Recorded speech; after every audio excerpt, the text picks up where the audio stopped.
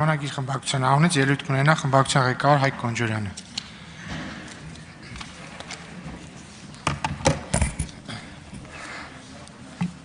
Մեծարգո վարչապետ, ազգային ժողովի հարգարժան փոխնախագահ, հարգելի գործընկերներ, քննարկում ենք կառավարության ծրագրի 2024 թվականի կատարման ընթացքի մասին զեկույցը։ Շատ բաներ ասվեցին եւ մասնավորապես ընդդիմությունը մի շարք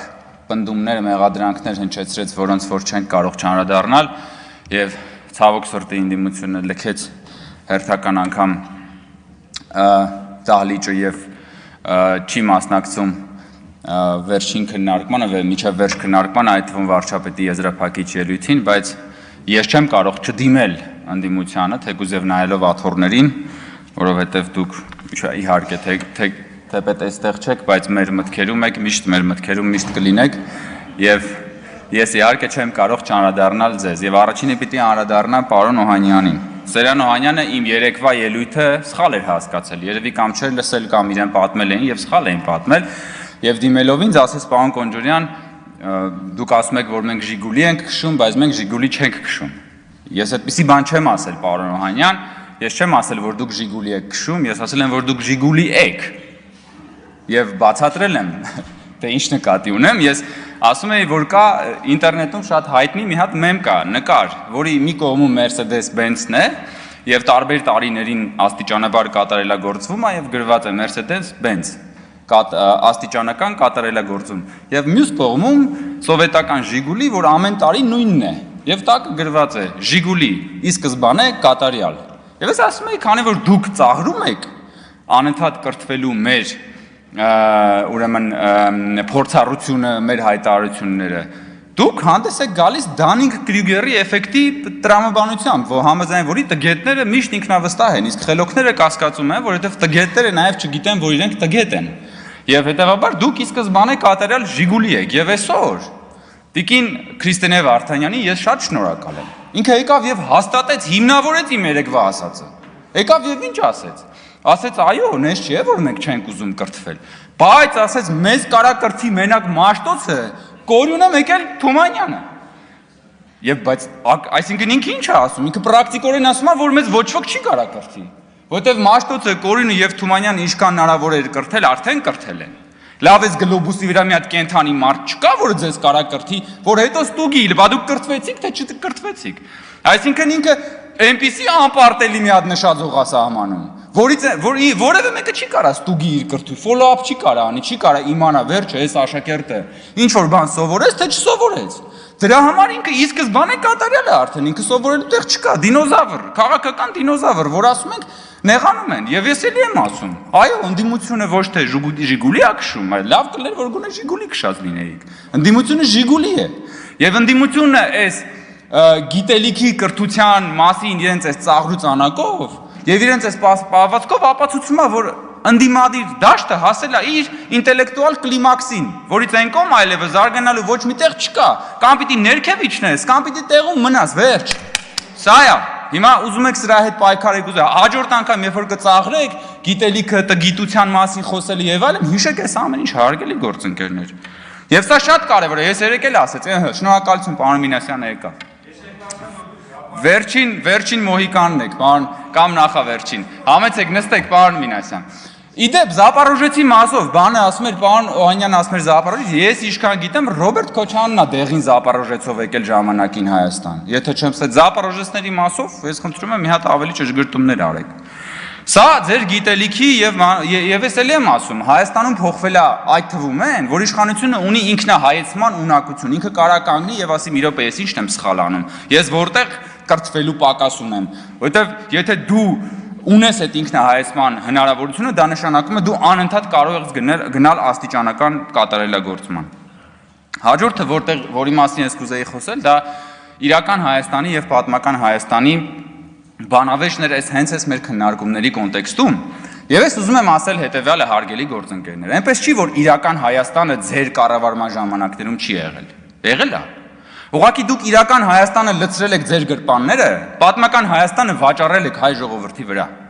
Եվ ես ուզում եմ սա բացատրել մի շատ պարզ օրինակով, որի մասին շատ ենք խոսում եւ հատկապես դուք եք այդ հակադրությունը ստեղծում։ Դա Արարատի եւ Արագածի, այսպես կոչված խոսույթի մասին է։ Ինչեք դուք Քրիստինե Վարդայանը 2 օր առաջ էլի Արարատի նկարը բերել էր այստեղ եւ մեզ մեղադրում էր, որ մենք հրաժարվում ենք Արարատից եւ այլն եւ այլն։ Որն է ի վերջո խնդրեմը ձեր Արագած Սարի հետ։ Որովհետեւ դուք չեք կարող Արագածը մոնետիզացնել։ Չեք կարող դուք Արագած Սարը մոնետիզացնել։ Դուք չեք կարող Արագածից փող քաշել։ Բայց Արարատ Սարը դուք մոնետիզացրել եք։ Դուք այդ Արարատ Սարը, դուք այդ Արարատ Սարի գաղափարը, կորուսյալ հայրենիքի գաղափարը տարել եք Սփյուռք, ցեղասպանության զոհերի ժառանգների մոտ եւ փող եք հավաքել։ Այդ կորուսյալ հայրենիքը վերադարձնելու երազանքով, որովհետեւ շատ լավ գիտեք, որ այդ մարդիկ էմոցիոնալ կապ ունեն Արարատի հետ, բայց դուք չեք կարողանալու այդ նույն մարդկանց Արագած Սարը տանել վաճառել կորուսյալ հայրենիքի բանով, երազանքով, ու չեք կարողանալու Արագած Սարից փող քամել։ Նույնիսկ ժամանակին Հայաստանում շատ հայտնի տների գովազդը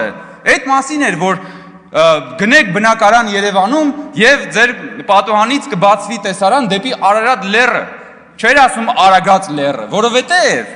Արարատ լեռով էին մարդիկ ուզում փող աշխատեին, ոչ թե Արագած լեռով։ Ու դրա համար ձեր համար կորուսյալ հայրենիքն է լավը, ոչ թե իրականը, այն որ կա։ Որտեւ Արագածի շուրջ դուք կարող գնաք օբյեկտներ սարքեք, բաներ անեք, աճուրներով հողերը վերցնեք եւ այլն, դա իրական է, բայց դուք դա լցնում եք ձեր գրպանները։ Իսկ իր պատմական Հայաստանը դուք վաճառում եք հայ ժողովրդի վրա։ Դրա համար է ձեզ 004 շրջաբերականում ասում է, որ պետք չի որ մենք ունենանք սահմանազատված սահման։ Խի պետք չի, որովհետեւ դաշնակցությունը միշտ ինչ ա արել, գնացել է գյուղեգյուղ բոլոր տեղերից, Սփյուռքում, քաղաքներում մարդկանցից փողը հավաքել Հայաստանը ազատագրելու համար։ Այսինքն պիտի Հայաստանը չունենա անկախություն, որպեսզի ազատագրելու կարիք լինի, որպեսզի փող հավաքելու կարիք լինի, որովհետև երբ որ Հայաստանը անկախ է, Սփյուռքից ինչի համար փող հավաքես, պետքա հարկ հավաքես։ Բայց այդ հարկը իրանք արդեն գիտեն ուր են տանելու, այդ իրական Հայաստանը իրանց գրպաններում է, դրա համար է այս ամբողջ կռիվը։ Դրա համար է, եւ ես ուզում եմ մի հատ ուրիշ օրինակ էլ բերեմ։ Համահայկական հիմնադրամը բոլորս գիտենք։ Համահայկական հիմնադրամը ոչ թե փող հավաքելու Սփյուռքից փող հանգանակելու գործիք ա եղել, այլ համահայկական հիմնադրամը նախկին իշխանությունների կողմից նաև գաղափարախոսություն ա եղել։ Գաղափարախոսություն, որ արմատացել է մեր ժողովրդի մեջ։ Բայց եւ իհարկե շնորհակալ ենք համահայկական հիմնադրամի բոլոր հանգանակողներին, բայց իրականում համահայկական հիմնադրամը 30 տարվա ընթացքում $500 միլիոն փող ա հանգանակել, 500 միլիոնի։ Մենք ասում ենք Հայաստանի Հանրապետության քաղաքացիները միայն 7 տարվա մեջ լրացուցիչ 4.3 միլիարդ $, փող են մուտք արել պետական բյուջե, հասկանում եք։ Եվ մենք ասում ենք սա է իրական Հայաստանի գաղափարախոսությունը։ Եվ մեզ ասում են, չէ, ինչ 4.3 միլիարդ $, ես ինչ եք ասում, բան, դուք իրականում ես ինչ իրական բաներից եք խոսում, ինչ հարկահավաքություն, ինչ հարկեր։ Այ պիտի խոսենք կորուսյալ հայրենիքի մասին, պիտի խոսենք Արարատի մասին, պիտի խոսենք Արևմտյան Հայաստանի մասին։ Տիկին Գրիգորյանն էլ էլի խոսում էր կորուսյալ բաների մասին, ասում է, իսկ դուք ստեղ Range Rover-ից եք խոսում։ Բայց այդ Range Rover-ները ձեր գրպաններում են եղել, դրա համար էլ կորուսյալները ավելի են շատացել ամեն անգամ։ Ես կարծում եմ եւ համոզված եմ, որ այս 7 տարիների եւ մեր իշխանության ամենակարևոր թվերից այն կողմ, ամենակարևոր ձեռքբերումներից մեկը այն է, որ այն, ինչ որ 7 տարի առաջ համարվում էր ֆանտաստիկա, այսօր համարվում է նորմալ։ Եվ դա ես կարծում եմ, որ ամենամեծ քաղաքական ձեռքբերումներից մեկն է։ 7 տարի առաջ ֆանտաստիկայի ժանրից էր, որ այդ արագությամբ այդքան միլիարդավոր դոլարներ կարող է մուտք գործեին պետական բյուջե, եւ քաղաքացիները իրենց հարկերը տային։ Այսօր դա նորմալ է։ Ու մեզ քաղաքացիներն ասում են, դե լավ ինչ եք այդքան կահարում 4.3 միլիարդ, 4.3, հա նորմալ է։ Եվ ես երջանիկ եմ դրա համար, որ այսօր դա նորմալ է, բայց մի ժամանակ դա նորմալ չէր, դա ֆանտաստիկ էր։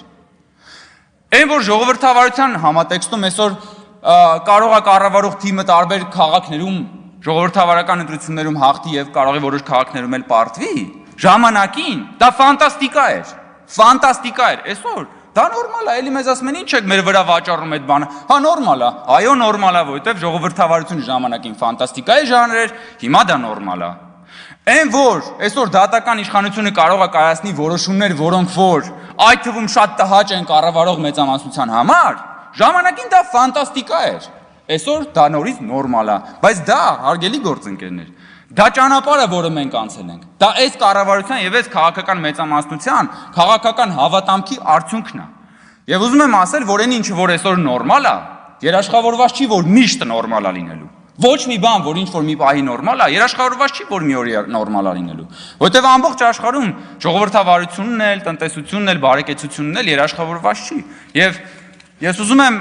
օրինակը բերել մարդու պարզ ամենապարզ մարդու առողջության վրա, հա, պատկերացրեք մեկի մեջքը ցավում է, անընդհատ ցավում է, չի կարող ոչ նորմալ քայլի, ոչ նորմալ նստի, ոչ նորմալ պարկի, ոչ մի բան չի կարող անի։ Հետո գնում է երկարատև բուժումներ է ստանում, ու սկսում է մեջքը ուղիղ կանգնել, քայլել, ցատկոտել եւ այդ պահը, այդ վատից լավի անցումը, այդ ամենամոտ պահը ինքը զգում է իր մեջքը։ Մարդը իր ֆիզիկան, իր մարմինը զգում է։ Եվ դա շատ լավ է, որովհետեւ տարբերությունն ակնհայտ է։ Եվ այդպես 1 օր, 2 օր, 1 ամիս, 1 տարի, 2 տարի ու մարդը դադարում է զգա, որ իր մեջքը նորմալ է, որովհետև տենց էլ պիտի լինի։ Որովհետև որ քո մի տեղը չի ցավում, դու չես մտածում, եթե փայծախը չի ցավում, դու առավոտյան չես արտանում ասում, ինչ լավ է, որ այսօր փայծախը չի ցավում։ Բայց դա չի նշանակում, որ մի օր մեջքը չի ցավալու, որ մի օր էլի չես կռանալու։ Դրա համար նրանք, ովքեր որ ասում են, հա դե նորմալ է, էլի, եկեք դրա մասին չխոսանք, չէ, դրա մասին պիտի խոսանք, որ դա մնա նորմալ։ Որովհետև այն ինչ որ նորմալ է, դա երաշխավորված չի, որովհետև այս նաև հատվածում նստած մեր հարգելի գործընկերները ամեն ինչ անում են, որպեսզի Հայաստանը հետ մղեն, հետ տանեն նույն պատմական շրջափուլի մեջ եւ ամեն ինչ անում են, որպեսզի տորպետահարեն խաղաղության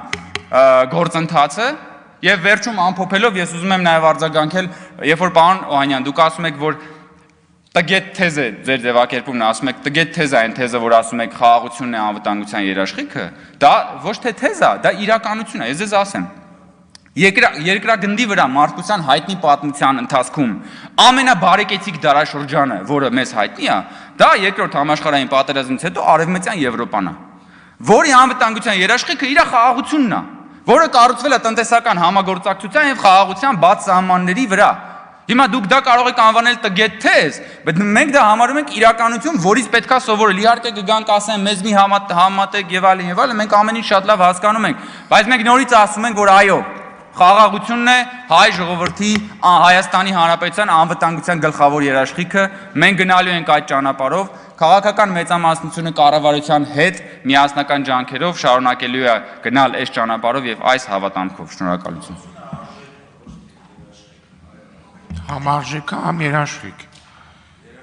Պարոն Թունյան, համեցեք եզրափակիչ ելույթի համար։